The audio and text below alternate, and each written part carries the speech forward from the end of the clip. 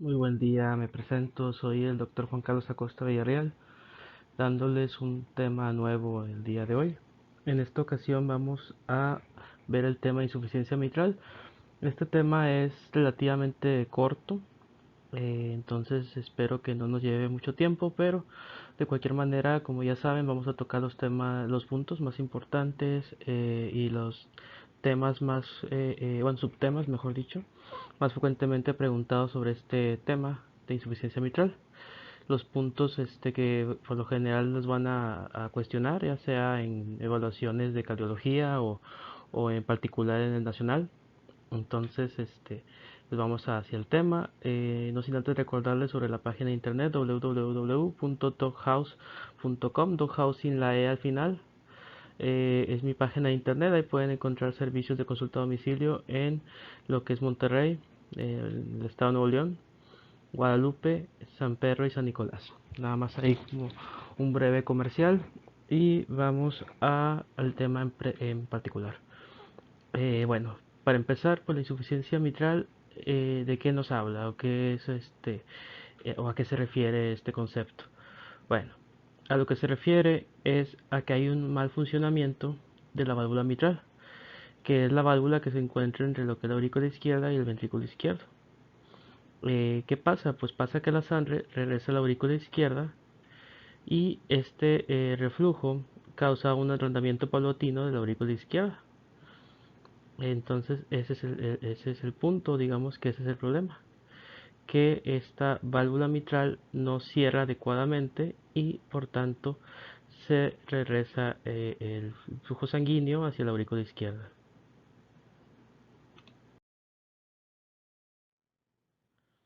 Esto es muy importante que lo tengamos bien presente, ya que es una pregunta clásica, vamos a decir, sobre la insuficiencia mitral. Este, eh, en los exámenes, evaluaciones de cualquier tipo y pues por supuesto en el nacional. ¿Cuál es la causa más frecuente de insuficiencia mitral primaria? Pues la fiebre reumática. Hay más causas, digamos que solo por mencionar algunas, está lo que es la endocarditis, está la rotura de cuerdas tendinosas, está también la disfunción de músculo papilar, eh, está, bueno, ahorita no recuerdo así una más en particular, por más que hago memoria no se me viene ahorita otra más, pero bueno, dentro de estas, pues tenemos que la fiebre reumática sigue siendo aún que ha bajado su incidencia, sigue siendo la causa más frecuente de insuficiencia mitral primaria. Entonces es importante que eso lo tengamos bien presente.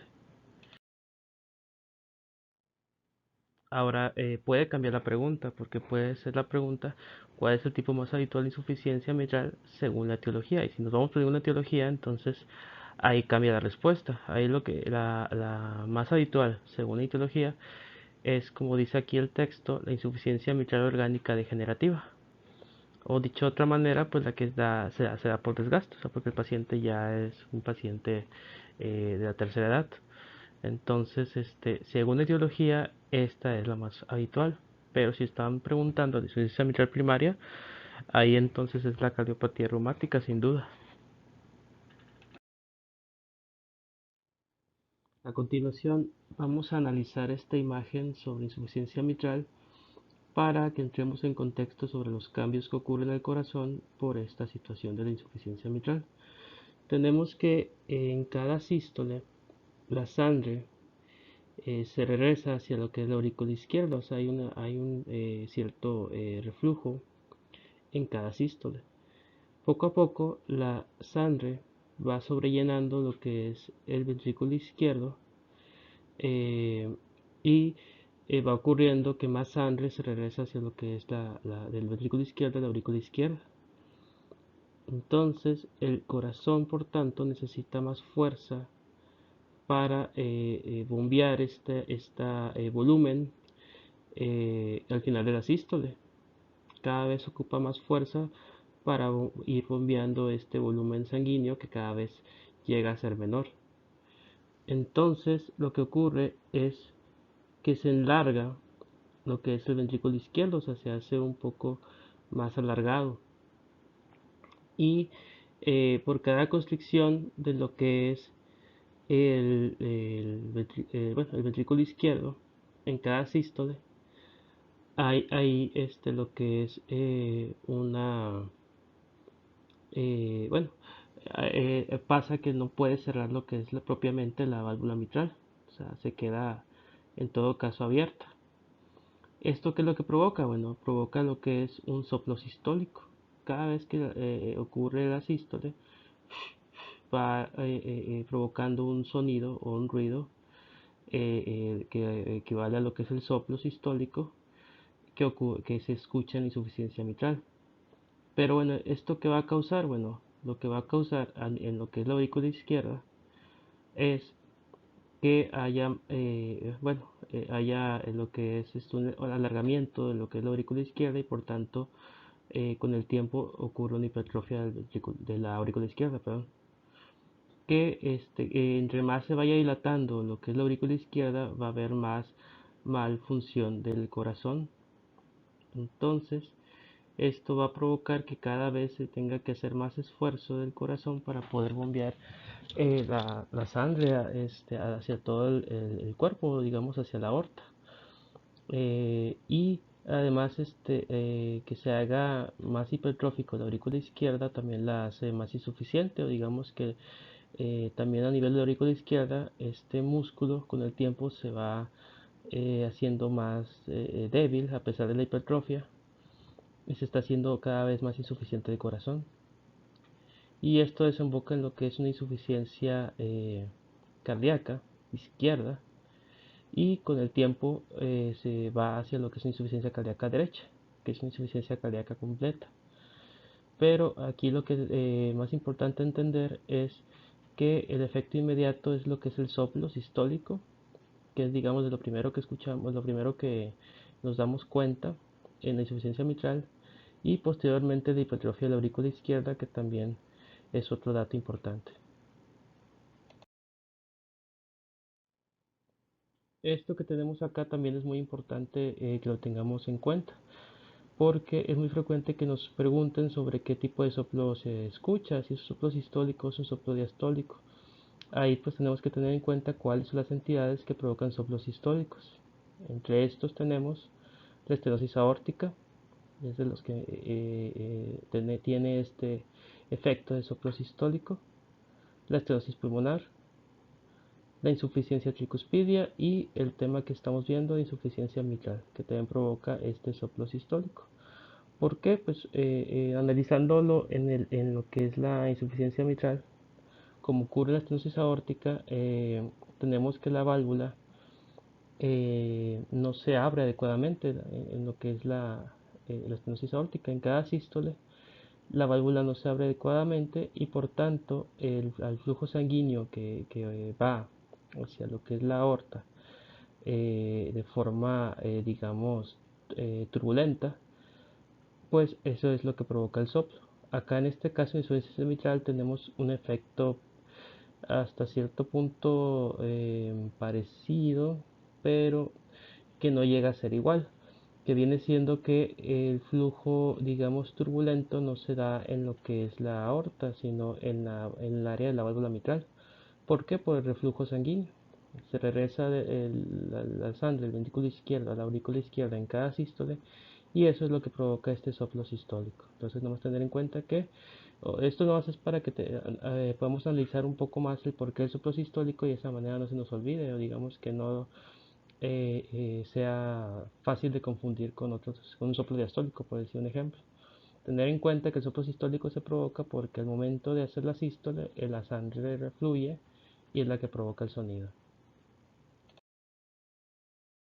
Y esto es solamente como una contextualización o para que tengamos ahí nada más la característica de este soplo. Tenemos acá lo que son los soplos de las valvopatías, solamente para repasar lo que son los sistólicos y los diastólicos. Acá los que nos importan es el sistólico, entonces nada más vamos a mencionar estos. Que los sistólicos tenemos la estenosis aórtica, que el ruido es más bien áspero, y la característica de la estenosis aórtica es que el sonido se irradia hacia las carótidas. O sea, hacia donde vas a encontrar el ruido también es hacia el cuello, que se va o que se dirige hacia lo que es el cuello. Y es un ruido que es más bien áspero. En insuficiencia mitral el ruido más bien es agudo. Es como una especie vamos a decir, eh, como una especie de ruido, como silbato, parecido, digamos, parecido, más no igual a lo que es una sibilancia, pero no es lo mismo, o sea, no llega a escucharse tal cual como una sibilancia, pero digamos que el ruido es hasta cierto punto similar y se irradia hacia lo que es la axila. Entonces, esa es la característica del soplo de insuficiencia mitral, si lo queremos distinguir del soplo de la estenosis aórtica. El soplo de la estenosis aórtica es un poco más ruidoso, más grave, vamos a decirlo de esa manera, y se escucha más como una especie de turbulencia. En la insuficiencia mitral se escucha más bien como una especie de silbato y se irradia en vez del cuello más bien hacia lo que es la axila.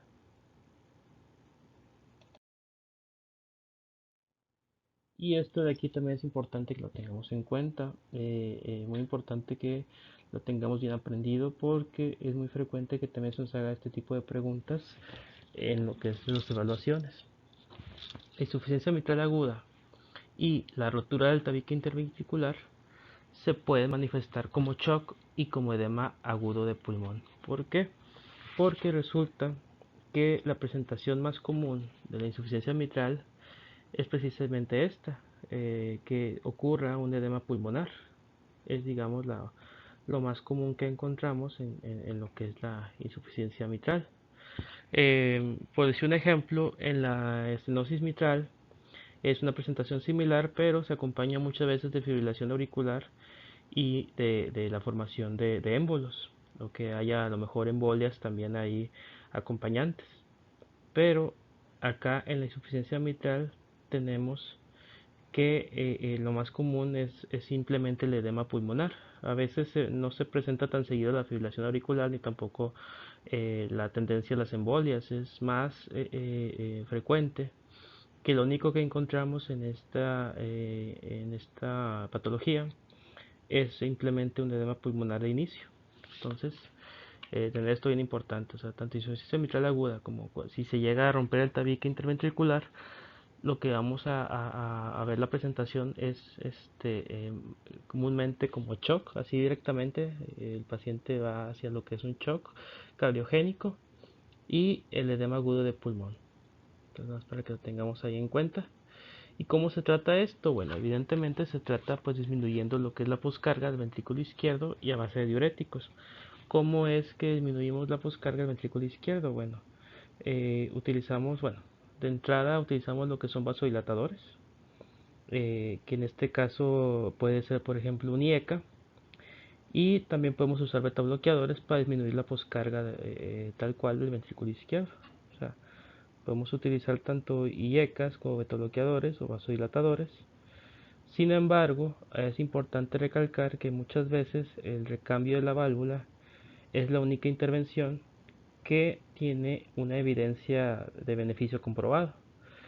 Esto es por las publicaciones últimas del Lancet del 2009, si no me equivoco, hubo una publicación ahí que comprobaba que en la insuficiencia mitral lo que daba un beneficio comprobado era más bien la intervención quirúrgica.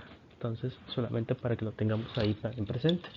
Pero digamos que para el tratamiento inmediato sí se trata disminuyendo lo que es la poscarga a base ya sea de beta bloqueadores o los IECAS y a base de diuréticos para reducir el volumen.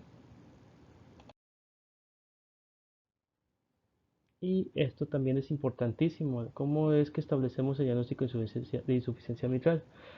Bueno, lo que vamos a encontrar de inicio es una cardiomegalia que ocurre a expensas de la aurícula principalmente, que como ya había explicado, la aurícula izquierda va a tener una hipertrofia y es lo primero que identificamos. También lo podemos identificar, por ejemplo, en el electrocardiograma con datos ahí de hipertrofia auricular izquierda, que se manifiesta como una especie de doble P. Y igualmente vemos ahí también que con el tiempo se va también hipertrofiando el ventrículo izquierdo. Vamos a ver también que vamos a encontrar desplazada la punta del corazón. La punta del corazón va a estar desplazado hacia abajo y a la izquierda, ¿sí? Va a estar hacia abajo en vez de que habitualmente está hacia arriba. Bueno, en vez de estar hacia arriba y a la izquierda, lo vamos a encontrar hacia abajo y a la izquierda, o sea, como un corazón más alargado. Ya les había comentado que el ventrículo izquierdo se alarga, entonces al alargarse, en vez de estar digamos la punta del corazón, de encontrarla en lo que es en el quinto espacio intercostal, lo encontramos a veces en el sexto o hasta en el séptimo, a la izquierda. A eso se refiere con que se desplaza la punta del corazón. Y además de este desplazamiento, la auscultación, encontramos un primer ruido que está reducido y que se acompaña de un soplo sistólico. Este dato del soplo sistólico es también muy importante porque es muy frecuente que se pregunte, y además muy frecuente que sea el único hallazgo que encontramos a la exploración. Este soplo sistólico, entonces por eso es muy importante que lo tengamos bien presente. ¿Qué es lo que encontramos en una insuficiencia mitral? Pues digamos que dentro de lo más importante está un soplo sistólico que dura toda la sístole, a diferencia por ejemplo de la estenosis mitral, porque la estenosis mitral lo que encontramos es un soplo diastólico con un chasquido de apertura. O por ejemplo en lo que es la insuficiencia aórtica encontramos lo que es un soplo diastólico que va en decrescendo, como ya había explicado en las clases anteriores. O el soplo, la estenosis aórtica, que es un mesosistólico y que va en decrescendo y decrescendo en el borde esternal superior derecho. Pero acá en lo que nos compete, que es la insuficiencia mitral, es simplemente un soplo sistólico. Ya con ese dato, que es, digamos, el característico de la insuficiencia mitral, si a la exploración, por decir algo, de un paciente nos comentan datos ahí de daño en el corazón, o tenemos un paciente cardiópata que llega a urgencias y nos pone que el médico al auscultarlo escucha un soplo sistólico, ya simplemente con este dato podemos ahí ponerle respuesta o pensar inmediatamente en la insuficiencia mitral. Simplemente por este dato de soplo sistólico, por eso es que lo recalco mucho porque es importantísimo.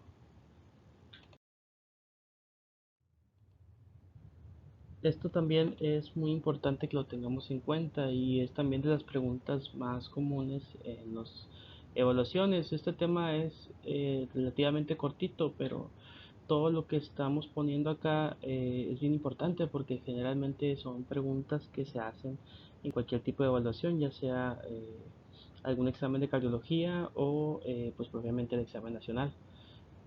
Entonces, el método más práctico para hacer el diagnóstico de insuficiencia mitral es el ecocardiograma Doppler. O sea, un ecocardiograma Doppler es como tú haces el diagnóstico de forma definitiva, porque con el ecocardiograma Doppler color puedes observar el flujo coloreado y así hacer el diagnóstico definitivo, ya sea de insuficiencia mitral o de comunicación interventricular, sobre todo después de un infarto. Entonces, si tú oyes ese soplo sistólico bueno, empiezas a pensar en alguno de estos dos diagnósticos, insuficiencia mitral de comunicación interventricular, dependiendo de la edad del paciente, porque los únicos padecimientos que te dan un soplo sistólico es la insuficiencia mitral o la comunicación interventricular. Entonces, si tu paciente es un paciente con síndrome de Down o recién nacido, pues y te mencionan ahí que el paciente tiene un soplo sistólico, pues lo que tienes que pensar de forma inmediata es en una comunicación interventricular. Pero si estamos hablando de un paciente adulto, un paciente de la tercera edad o ahí entrado a los 50 años con sintomatología cardíaca y que te mencionan ahí que al momento de la exploración se le escucha un soplo sistólico, pues entonces lo primero que debes de pensar es una insuficiencia mitral, y lo que sigue hacerle es, aparte del electrocardiograma, si tienes ahí disponible en tu clínica digamos el dispositivo, puedes hacerle o pedirle un ecocardiograma Doppler, en este caso ecocardiograma Doppler color. ¿Por qué? Porque va a ser el método más práctico y definitivo para hacer el diagnóstico. Entonces, para tenerlo en cuenta, al rato vamos a comentar ahí también cuáles son los datos ecocardiográficos que debes de tener en cuenta según la guía de práctica clínica, pero eso lo vamos a ver más adelante. Y como les había comentado, los principales hallazgos que vamos a encontrar en el electrocardiograma, porque en todo el dolor torácico lo primero que debes de hacer es un electrocardiograma, de eso es de cajón. Pero si se trata de insuficiencia mitral, lo que vas a encontrar es una dilatación auricular izquierda o una hipertrofia de la aurícula izquierda que se va a manifestar con una especie de doble P que va a tener precisamente del lado, bueno, sí, viendo tú el electrocardiograma va a estar en tu mano derecha, esta, digamos, doble P va a estar alargada al lado derecho y es lo que te indica la hipertrofia de la aurícula izquierda en un electrocardiograma. O si no, lo que vas a encontrar es una fibrilación auricular, que como ya se ha comentado, muchas veces no es tan frecuente en la insuficiencia mitral, pero sí la puedes llegar a encontrar.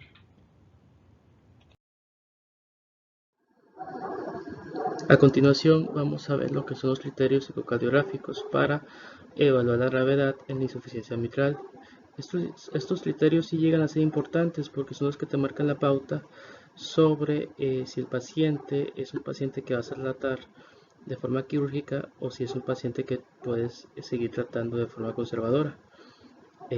Los datos que vamos a poner más atención, ahorita se los menciono cuáles van a ser. Tenemos lo que son los cualitativos, semicuantitativos, cuantitativos y criterios adicionales. Entonces, iniciamos con lo que es la morfología valvular, que es uno de los cualitativos. Este no tiene tanta importancia porque si checamos, cuando es mínima o moderada no tenemos datos de este tipo. Solamente cuando es severa tenemos lo que son los datos de rotura cordal, de las cuerdas tendinosas, el músculo papilar roto o un gran defecto de captación. Ahí no hay que profundizar tanto porque realmente pues no va a ser común que pregunten este tipo de detalles. Tenemos lo que es el Doppler color, el flujo regurgitante, que como había comentado en lo que es el ecocardiograma Doppler color, es sencillo hacer los diagnósticos ya sea de insuficiencia mitral o de comunicación interventricular porque tú puedes ver el flujo coloreado, entonces es muy sencillo con este dispositivo hacer este diagnóstico. Podemos ver la insuficiencia mitral mínima si es que vemos un flujo que alcanza un tercio proximal de la aurícula izquierda. Vemos que es de gravedad moderada si el flujo que alcanza el tercio medio de la aurícula izquierda, o sea, alcanza lo que es la mitad de la aurícula. Y tenemos que es severa si el flujo central se extiende, es muy extenso o regurgita con efecto de pared, o sea, como que regurgita con una especie de rebote y alcanza inclusive la pared posterior de la aurícula izquierda, o sea, estamos hablando de que el flujo es tan abundante que inclusive llena la aurícula izquierda y llega hasta la pared posterior o inclusive puede rebotar. Entonces, es lo que te indica que ahí el flujo es importante y por tanto es insuficiencia mitral severa. Igual la señal del Doppler continuo, que esto viene siendo el sonido que va deriva de lo que es el soplo. Tenemos que es incompleto parabólico si estamos hablando de insuficiencia mitral mínima. Tenemos que es denso si estamos hablando de insuficiencia mitral moderada. Y tenemos que es denso y triangular en el severo. Lo que es el triangular se refiere a lo que es el patrón que se escucha en el sonido del soplo. El patrón triangular lo vamos a ver, o bueno, igualmente es más como un tipo de patrón como romboidal. Y ese lo escuchamos en lo que es tanto la comunicación interventricular como también en lo que es en este caso la insuficiencia mitral y es muy característico, pero ese lo vamos a encontrar así de forma clásica solamente en los casos de insuficiencia mitral severa. Si no es así, lo vamos a encontrar ahí medio incompleto o simplemente como un ruido denso. Don denso se refiere a que pues de forma definitivamente si se escucha, digamos que se escucha claramente, pero a veces el patrón triangular no se cumple. Eh, pero te puedes dar una idea pues con el sonido, o sea, es un sonido muy claro y te puedes dar entonces la idea de que es un sonido lo sistólico y por tanto empiezas a pensar en insuficiencia mitral o como se ha comentado, dependiendo del contexto de tu paciente, una comunicación interventricular. Esto de la vena contracta no es común que lo pregunten, estos son los datos semicuantitativos, entonces no voy a profundizar en eso. Y tampoco en lo que es las venas pulmonares, ni tampoco en el llenado mitral o estos semicuantitativos, porque estos son importantes para el radiólogo, bueno, en este caso el cardiólogo que haga el estudio, porque el ecocardiograma generalmente lo hace más que el radiólogo lo hace el cardiólogo. En radiología es una subespecialidad, entonces no es tan común que te lo haga un radiólogo, y es más común que te lo haga un cardiólogo. Entonces estos son datos que competen al cardiólogo, pero estos sí son importantes porque son los que te van a dar la pauta de si es un paciente quirúrgico o no. Ahora más adelante vamos a ver por qué estoy diciendo esto.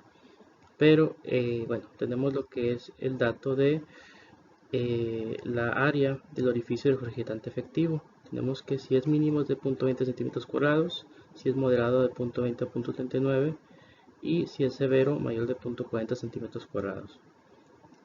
Acá yo diría que no es tan importante profundizar estos datos porque no es común que lo pregunten, pero los datos de acá abajo, estos sí son frecuentes que lo lleguen a cuestionar, entonces estos sí son importantes que lo tengamos bien en cuenta. El dato de fracción regurgitante, si es menor de 30%, ahí estamos hablando de insuficiencia mitral mínima. Si es de 30 a 49%, estamos hablando de insuficiencia mitral moderada. Y si estamos hablando de insuficiencia mitral severa, va a ser mayor de 50% de la fracción regurgitante. O sea, va a ser más de la mitad del volumen el que va a estar regurgitándose. Entonces, yo diría que podemos memorizarlo de forma más simple si lo aprendemos así. Que cuando es más de la mitad, entonces estamos hablando de insuficiencia mitral severa, y más de la mitad pues va a ser más del 50%. Ya partiendo de aquí, entonces teniendo memorizado el número 50%, ya nada más le agregamos 10 para que estemos hablando ahora de volumen regurgitante. El volumen regurgitante, si es mayor de 60 mililitros, ahí estamos hablando de insuficiencia mitral severa. Si es de 30 a 59 mililitros, estamos hablando de insuficiencia mitral moderada, y si es de 30 mililitros o menos, estamos hablando de insuficiencia mitral mínima. Acá podemos aprendernoslo con lo que es el dato de 50%, o sea, tenemos 50, regamos 10 y es 60 mililitros. Y acá con lo que es el número 30, o sea, es 30 en los dos casos, cuando tenemos menos de 30 es el mínimo. Y ya nada más para el intervalo de 30 a 49 o 30 a 59, eso ya lo podemos aprender por lo que es el porcentaje y por lo que es los mililitros, porque si tenemos que 50% o más de 50%, más de la mitad esta es la severa, entonces solamente hacemos las matemáticas y vemos que de 30 a 49%, o sea, 30 a 49 es el intervalo para lo que es el moderado. Y acá es más extenso, es a 60 mililitros, pero sabemos que si es 60 mililitros el dato del volumen y el dato mínimo es 30, pues entonces el intervalo tendría que ser 30 a 59, y ese es el moderado. Entonces yo diría que las cantidades o los números que vamos a aprender es a partir de aquí, o sea, saber que más del 50% de fracción que se regurgita o que se regresa es más de la mitad. Entonces ya partiendo de aquí, nada más agregas 10 y ya estamos hablando ya no de porcentaje, sino de mililitros, 60 mililitros. Y ya además saber que 30, tanto porcentaje como mililitros, es lo mínimo. Entonces ya además los intervalos los decides. Si estás hablando de porcentaje, pues de 30 a 49. Si estás hablando de mililitros, es de 30 a 59 mililitros. Y esto es importante por lo que vamos a ver más adelante, porque a partir de aquí es que determina si el paciente es un paciente que debes de ingresar para cirugía de reemplazo valvular, o es un paciente que todavía puedes tratar de forma conservadora y solamente con monitoreo continuo o periódico. Entonces es importante saber sobre todo estos datos cuando ya tenemos insuficiencia mitral severa, si es más del 50% o mayor de 60 mililitros. Esto digamos que es lo que sí tenemos que tener bien presente. Y bueno, es lo que más comúnmente podría preguntar, que cuál es la fracción del regurgitante cuando ya consideras la cirugía, que es más de la mitad, o el volumen que consideras que regurgita en la insuficiencia mitral, que consideras que ya es para que puedas considerar la operación quirúrgica o la intervención quirúrgica, perdón. Entonces ahí estamos hablando de que es más de 60 mililitros. Y ahorita más adelante vamos a ver la importancia de este dato. Y ya nada más como criterios adicionales, el tamaño de la aurícula izquierda, que lo vamos a ver agrandado solamente cuando tratemos de insuficiencia mitral severa. Y evidentemente que el ventrículo izquierdo vamos a verlo agrandado solamente cuando ya tenemos la insuficiencia mitral severa. Que esto pues ya nos habla de una insuficiencia cardíaca franca.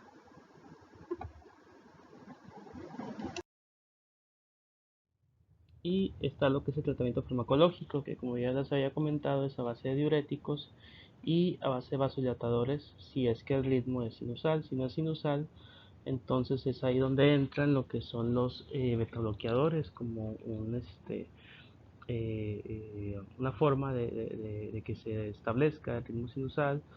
Si es que estamos hablando, por ejemplo, de una fibrilación ahí auricular o una taquicardia auricular. Si ese es el caso, entonces utilizas betabloqueadores para estabilizar.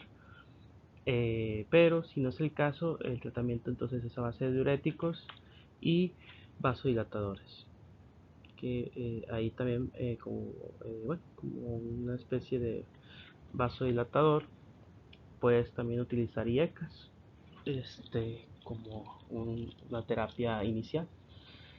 Pero bueno, hay varias opciones. Ahí nada más es cosa de que aprendamos que es estos dos tipos de fármacos, diuréticos y vasodilatadores. Nada más. Y acá es lo que les comentaba, que para tratar quirúrgicamente al paciente con insuficiencia mitral, estos son los datos o digamos las características que debe tener el paciente, y esto es un diagrama o un flujorama, o un algoritmo, perdón, que es el que viene en la GPS, las guías de práctica clínica. Entonces, esto sí es oficial, o digamos que es el que van a preguntar si es que lo llegaran a preguntar. Entonces, vamos a estudiar en lo que es el algoritmo para pues tenerlo ahí presente y poder responder bien las preguntas que se nos hagan de esto. Tenemos que estar en insuficiencia mitral primaria o la secundaria. La más común que vamos a encontrar es la primaria, entonces vamos a irnos primero por este camino. Tenemos lo que es la insuficiencia primaria, que puede ser severa o puede ser progresiva. La progresiva o estadio B es si tenemos la vena contracta menor de 0.7 centímetros, que esto lo podemos estudiar o podemos sacar el dato solamente con un ecocardiograma Doppler.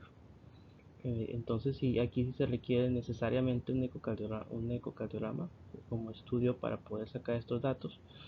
El volumen regurgitante es menor de 60 mililitros, que como les había comentado, si es mayor de 60, entonces estamos hablando de que ya es una insuficiencia mitral severa, pues estos numeritos serán importantes. La fracción regurgitante menor de 50%, ¿por qué? Porque estamos hablando que si es así, es una insuficiencia mitral moderada o leve. Entonces ahí, si ocurre cualquiera de estos dos datos, entonces no, o el edificio regurgitante efectivo menor de 4 centímetros cuadrados. Yo creo que si llegan a preguntar algo, va a ser con estos datos de 60 y 50%. Si llega a tener menos de estos criterios, entonces no requiere la cirugía. Pero si el paciente sí tiene estos datos, que es de un volumen regurgitante mayor de 60 mililitros o una fracción regurgitante mayor de 50%, entonces tenemos que ver si está sintomático o está asintomático. Si está sintomático, estamos hablando de que ya está en un estadio C. Si está sintomático, tenemos que ver cuál es la fracción de eyección ventricular de izquierda. Si es de 30 a 60%, entonces ahí no requiere tratamiento, al menos quirúrgico. O sea, simplemente es el tratamiento médico a base de vasodilatadores y a base de diuréticos. Pero si estamos ahí con una fracción de eyección ventricular izquierda mayor de 60%, entonces ahí sí tenemos que continuar el camino. O si encontramos una fibrilación auricular o un PAE-ASP mayor de 50%, en lo que es el milímetro de mercurio, que es la presión de la aurícula al momento de la sístole, si es que no me equivoco. Y aquí tenemos que el éxito de la reparación es mayor del 95% y tenemos una mortalidad esperada de menos del 1%. Por tanto, la cirugía se podría decir que es dentro de lo que cabe segura. Si ocupa la cirugía, bueno, si tenemos un éxito a la reparación menos del 95%, o sea, bueno, esto es lo que tenemos que tener ahí en cada paciente. O sea, en cada paciente tenemos que tener la seguridad de que el paciente está apto para que se realice la cirugía y que vamos a tener una mortalidad esperada menor del 1% y un éxito mayor del 95%. Si esto es así, pues entonces sí se repara la válvula mitral. Si no es así, entonces hay que hacer monitoreo periódico para ver si es necesario en un futuro operar o no. Ahora que si el paciente está sintomático, entonces hay que ver cuál es la fracción de eyección ventricular. Si el paciente tiene una fracción de eyección ventricular mayor del 30%, entonces en este paciente sí se realiza la cirugía de válvula mitral. O, bueno, aquí están los dos caminos, que es que si tiene la fracción de eyección ventricular izquierda mayor del 30%, pues se realiza la cirugía de válvula mitral.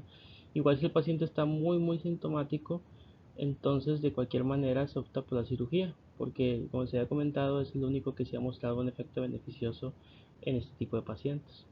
Ahora, que si es secundaria, entonces acá el diagrama lo que nos comenta es que hay tratamiento de enfermedad de arteria coronaria. Se tiene que tratar la enfermedad de la arteria coronaria, se tiene que tratar lo que es la falla cardíaca. Y hay que considerar la terapia de resincronización cardíaca. Ahora, que si tenemos ahí que esa sintomática severa o una insuficiencia mitral progresiva, entonces ahí no, solamente toca un monitoreo periódico. Que esto cómo lo sacamos o cómo nos damos cuenta de esto, pues con estos datos del volumen regurgitante o la fracción regurgitante. O sea, si es menor de 60 o menor de 50%, entonces ahí si es un caso de insuficiencia mitral secundaria, pues ya no hay nada que hacer. O sea, nada más el monitoreo periódico para checar si en algún futuro ocupa cirugía. Pero si tenemos ahí lo que es la sintomática severa, o sea, el paciente está muy sintomático y está en un estadio de y tiene la sintomatología severa, más aparte de la clase 3 a 4 persistente, que esto es que tiene estos datos de mayor de 60 mililitros y mayor de 50% de fracción regurgitante, entonces en este tipo de paciente sí optamos por la cirugía de válvula mitral.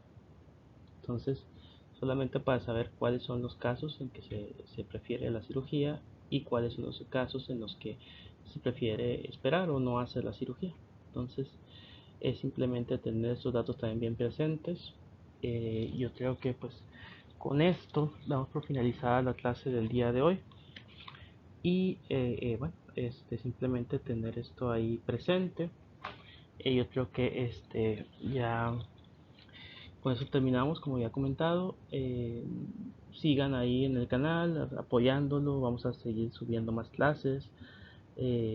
Vamos a seguir ahí teniendo los temas para examen. Ahí pues cada vez van a ser más, espero yo en un futuro, que es en un tiempo de a lo mejor 2 años, 3 años, tener ahora sí todos los temas que podían preguntar y tenerlos ahí disponibles para ustedes. Entonces pues esperemos que tengamos ese éxito.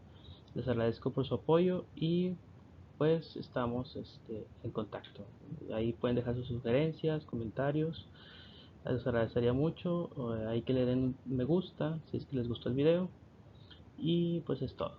Gracias por estar en el canal y buen día.